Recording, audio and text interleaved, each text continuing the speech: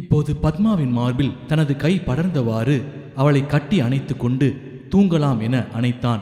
ஆனால் அவளோ அவனுடைய கையை எடுத்து தனது அந்தரங்க உறுப்பு இருக்கும் இடத்தில் எடுத்து வைத்து அவளே அவனுடைய கைகளை மேலும் கீழுமாக தடவிக்கொண்டாள். தூக்கத்தின் களைப்பில் இருந்த விஜய் இவள் இப்படி செய்ததும் எரிச்சலாகி கையை மேலே தூக்கினான். அவள் அவனை விடாதவளாக தடவிக்கொடு என்று முணங்கினாள். அவள் இப்படி முணங்கியதும் சற்று நேரம் தடவினான். தடவிக்கொண்டிருந்தவன் கை நடுவிரலை எடுத்து அவளுடைய அந்தரங்கத்தில் பொருத்தி கொண்டாள். விஜய் எடுக்க முற்பட்ட போது நடுவிரலை எடுத்து நன்றாக உள்ளே பொருத்துவதிலேயே குறியாக இருந்தாள். அவனுடைய உடல் அடித்து போட்டதைப் போல் களைப்பாக இருந்ததால் பத்மா ஏன் இப்படி டார்ச்சர் செய்ற என்று எரிச்சலானான். இதிலிருந்து எப்படிடா தப்பிக்கிறது என்று யோசித்தவன் பின்பு பத்மாவிடமே, ப்ளீஸ் அம்மோ, உடம்பு அடிச்சு போட்ட மாதிரி வலிக்குதுடி, தயவு செஞ்சு கெஞ்சி கேட்கிறேன், விடுடி என்று மிகவும் கெஞ்சினான். அதற்கு அவள், உன்னை விடணும்னா நான் சொல்றபடி கேட்கணும் என்ன என்று கேட்டாள். எப்படியாவது தப்பித்து விட வேண்டும் என்று. என்ன பது செய்யணும் சொல்லு, செய்கிறேன் என்றான். என்னோட அந்தரங்க உறுப்புல நல்லா அழுத்தி 10 முத்தம் கொடுக்கணும், கொடுத்தா விட்டுடுறேன் என்ன என்றாள். சற்று யோசித்தவன், சரி கொடுத்தா விட்டுடுவா என்று நினைத்து படுக்கையிலிருந்து எழுந்து உம்மா உம்மா உம்மா என்று 10ற்கும் மேற்பட்ட முறை முத்தம் கொடுத்து விட்டு அவள் திசை பக்கம் படுக்காமல் அவளை பார்க்காதவாறு திரும்பி தூங்க ஆயத்தமானான். பத்மா அவனை பிடித்து இழுத்து, ஹலோ, இந்த மாதிரி முத்தம் கொடுத்தா செல்லாது, நீ ஒவ்வொரு முறை முத்தம் கொடுத்த உடனே நான் சரின்னு சொல்லணும், அப்பதான் உன்னை தூங்க விடுவேன் என்று செல்லமாக மிரட்டினாள். விஜய், சரிம்மா இப்ப கொடுக்க ஆரம்பிக்கிறேன், நீ கணக்கு பண்ணிக்கோ, என்ன கொடுக்கவா என்றதும் அவளுடைய காலை நன்றாக அகட்டி என் காலுக்கு நடுவுல வந்து உட்காரு முதல்ல என்றாள். விஜய் முட்டி போட்டு கொண்டு உட்கார்ந்ததும் பத்மா, இல்ல என் காலுக்கு நடுவுல படுத்துக்கோ, அதான் வாட்டமா இருக்கும் என்றதும், இப்படி டார்ச்சர் பண்றாளே, நாம இந்த இரவு மாட்டிக்கிட்டு முழிக்கிறோம், சாமானியமா விடமாட்டா போல இருக்கே, செத்தோம் என்று மனதிற்குள் நினைத்து கொண்டான். பின்பு அவளுடைய காலுக்கு இடையில் வாட்டமாக படுத்ததும் கொடுக்க ஆரம்பிச்செல்லம் என்றாள். விஜய் அவனுடைய வாயை அவளுடைய அந்தரங்கத்தின் இரு பிரிவுகளுக்கு இடையில் பச்சக்கென்று முதல் முத்தத்தை அழுத்தினான்.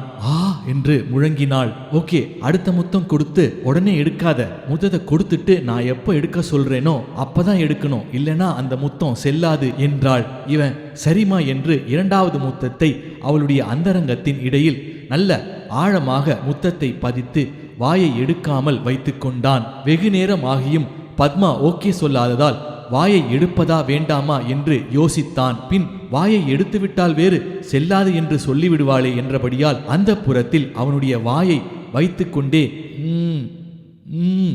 வாயை எடுக்கவா என்று முக்கினான். அதற்கு அந்த இடத்துல லேசா எச்சில் விடு என்றாள். எச்சிலை இவன் விட்டதும் நாக்கால நல்லா தடவி விட்டுட்டு வாயை எடு என்றாள். இவனுடைய நாக்கால் அங்கு பல முறை தடவி எடுத்து விட்டு வாயை வெளியில் எடுத்தான். இப்போது 2 ஓகே என்றாள். இப்போது 3வது முத்தத்தை அங்கு கொடுக்க போனவனை, இப்ப அங்க இல்ல, பிட்ட பகுதிக்கு இடையில ஆசன வாயில கொடு என்றாள். அதற்கு விஜய், ஐயோ முடியாது, நீ உன் அந்தரங்கத்துல தான் முத்தம் கொடுக்கறதா டீல் என்றான். அதற்கு பத்மா, அதெல்லாம் இல்ல, 10 முத்தம் கொடுக்கணும், அதான் டீல் என்றாள்.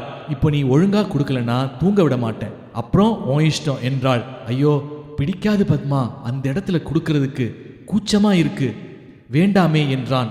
அதற்கு அவள், அது என்ன கூச்சம், என்கிட்ட கொடு, போக போக எல்லாம் பழகிடும் என்றாள். என்றாள். அவன் கொடுப்பதற்கு வசதியாக இன்னும் சற்று கால்களை அகட்டி கொண்டாள். அங்கேயும் நான் சொன்ன உடனே தான் எடுக்கணும் என்றதும் இவன் ஐயோ என்று நொந்து கொண்டான். இப்போ கொடு என்றதும் கீழே பிட்டத்தின் அடியில் அவளுடைய ஆசன வாயில் வாயை பதித்து பச்சக்கென்று முத்தத்தை கொடுத்து மல்லு கட்டி கொண்டு வாயை பதித்து வைத்திருந்தான். அவள் அங்கு எச்சில் விட்டுட்டு நக்கி வாயை எடு என்றாள். முத்தமும் ஆசன வாயிலில் வைத்து இப்படி கொடுக்க சொல்ல போகிறாளோ என உள்ளுக்குள் பயந்தான். ஆனால் அவளோ, இப்போ கொஞ்சம் மேல வா, என் தொப்புள்ள நல்லா அழுத்தி முத்தம் கொடுத்து எச்சில் விடு என்றாள். எச்சிலை விட்டதும் அதை நாக்கால் நக்கு என்றாள். இப்போது 4 ஓகே.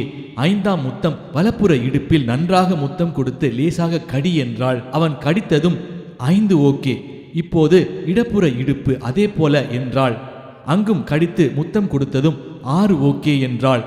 மறுபடியும் அந்தரங்கத்தில் முன்பு கொடுத்ததைப் போல முத்தம் பதித்து எச்சில் நீரை உமிழ்ந்து நாக்கால் நக்க வேண்டும் என்றாள். அதனை செய்து முடித்ததும் இப்போது 7 ஓகே என்றாள். அடுத்து ஆசன வாயுவில் முன்னர் செய்ததைப் போல என்றதும் அங்கும் கொடுத்து முடித்தான்.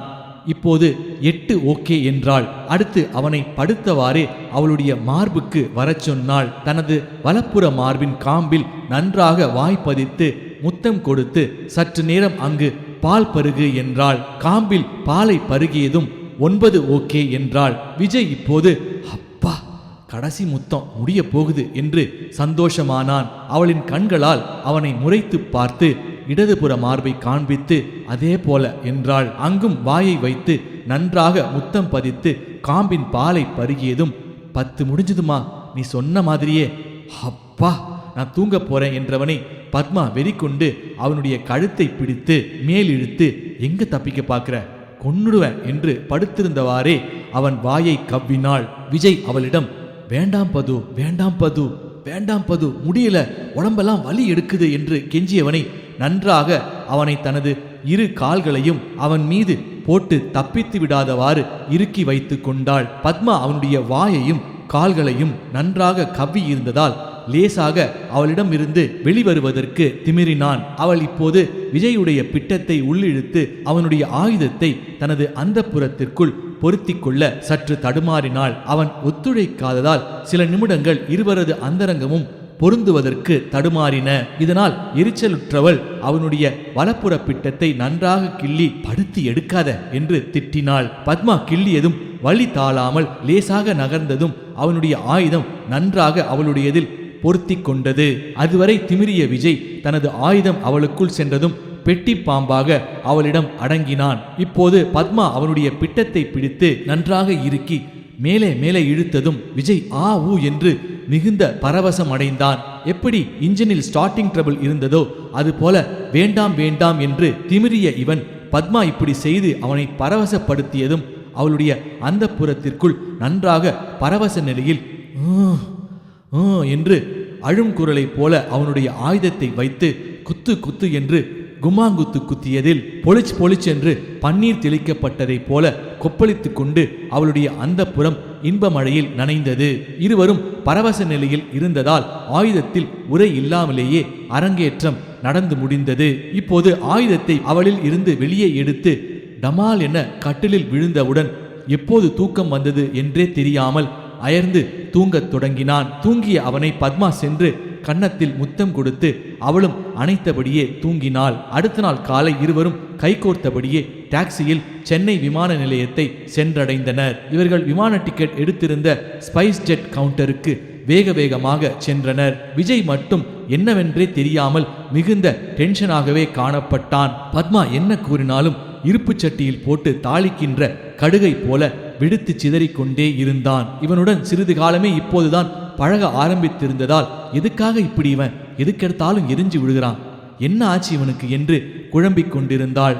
பத்மாவும் இப்போது விட்டா ரொம்ப ஓவரா போறான் என்று விஜய் உன் பெட்டியெல்லாம் எடுத்து கவுண்டர்ல செக்கிங்கு வை என்று உத்தரவிட்டதும் அவன் சற்று சத்தமாக ஏன் மகாராணி அம்மா நீங்க வச்சா குறைஞ்சு போயிடுவீங்களோ, எடுத்து வைடி என்று அவளிடம் கத்திவிட்டு அங்கிருந்து விலகினான். இதை கேட்டதும் பத்மாவிற்கு தலை சுற்றியது.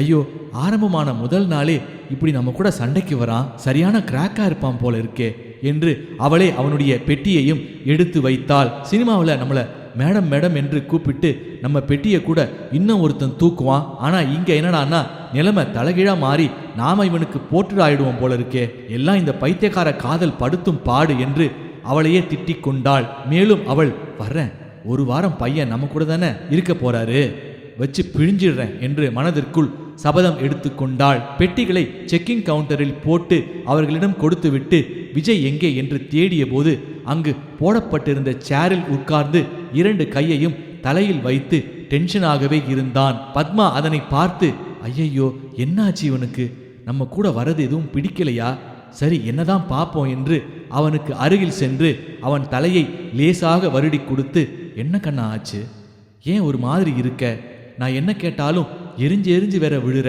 என்று தன்மையாக கேட்டதும் நேற்று இரவே உன்கிட்ட சொன்னேன், நீதான் என்னை விடலை, நல்லா தூங்கிட்டு இருந்தவனை காலையில 4:30 மணிக்கெல்லாம் வெக்கு வெக்குன்னு எழுப்பி குளிக்க வச்சு தர நீங்க இழுத்துட்டு வந்துட்ட, காலையில எழுந்ததும் முதல் வேலையா காப்பி குடிச்சு ஒரு தம்மை போட்டு காலை கடனை கழிக்கலைன்னா எனக்கு பைத்தியமே பிடிச்சிடும் என்று அவன் சொன்னதும் அவள் உள்ளுக்குள் சிரித்தாள். அவ்வளவுதானே புஜ்ஜி இன்னும் நம்ம ஃப்ளைட் கிளம்ப 3/4 மணி நேரம் இருக்கு, வா என்று காப்பி வாங்கி தர அழைத்து சென்றாள். விஜய் காப்பி குடிக்கும் இடத்திற்கு சென்றதும் தம்மை முதல்ல போடணும் என்றான். அவளுடைய பர்சிலிருந்து ஒரு 500 ரூபாய் தாளை எடுத்து அவனிடம் கொடுத்து, இந்தா புஜிமா, இங்க சிகரெட் விலை ஜாஸ்தி, பரவாயில்ல, இங்க காப்பி குடிச்சிட்டு ஸ்மோக்கிங் பூத் இருக்கு, அங்க போய் சிகரெட் பிடிச்சு மற்றதெல்லாம் முடிச்சிட்டு வந்துடு, நான் காத்திருக்கேன் என்றாள். வேக வேகமாக காப்பியை குடித்துவிட்டு சிகரெட் வாங்குவதற்கு ஓடினான். அவன் சிகரெட் வாங்க ஓடுவதை கண்ட பத்மா ஐயோ என்று தலையில் அடித்து கொண்டு ஒரு வழியாக நிம்மதி பெருமூச்சு விட்டாள்.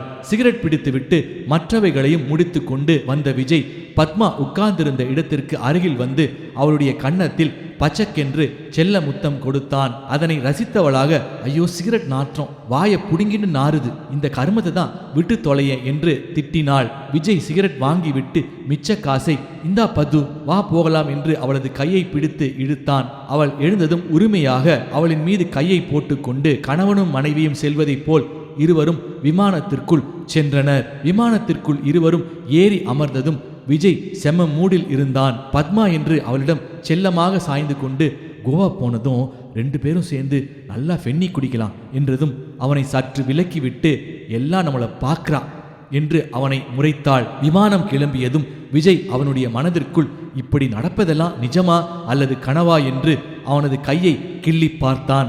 இதை பற்றி நாம நமது நண்பர்கள் யாரிடமும் பகிர்ந்து கொள்ள இப்போதைக்கு வேண்டாம், அப்புறம் பொறாமையில வயிறெறிஞ்சு செத்துருவானுங்க, சாதாரண பொண்ணோட பேசினாவே தாங்க மாட்டானுங்க, பத்மானு சொன்னோம் செத்தாலும் செத்துருவானுங்க என்று யாரிடமும் இப்போதைக்கு தெரியப்படுத்த வேண்டாம் என்று முடிவு செய்தான். விமானத்தில் நன்றாக பத்மா உறங்கிக் கொண்டிருந்தாள். அப்போது விஜய் தான் கையில் வைத்திருந்த பேப்பரை சிறியதாக சுருட்டி நன்றாக தூங்கிக் கொண்டிருந்த பத்மாவின் மூக்கு துவாரத்திற்குள் நுழைத்தான். நன்றாக தூங்கிக் கொண்டிருந்த பத்மா இதை சற்றும் எதிர்பார்க்காமல் ஹச் என்று தும்மினாள். தும்மி முடித்ததும் பலார் பலார் என்று 2 முறை அடித்து முண்டோம் முண்டோம் என்று திட்டினாள். அதற்கு அவன் அவளுடைய 2 கைகளையும் அடிக்காதவாறு பிடித்து கொண்டு சாரி பது என்று கெஞ்சினான். சற்று நேரத்தில் விமானம் கோவா சென்றடைந்தது. பத்மாவிடம், எங்க பது நமக்கு ரூம் போட சொன்ன என்றான். கடற்கரையை ஒட்டி, அது ஒரு பிரசித்தி பெற்ற ஹோட்டல், ரொம்ப நல்லா இருக்கும் லொக்கேஷன், நான் அங்கே ஏற்கனவே ஒரு படப்பிடிப்புக்கு வந்து தங்கினேன்,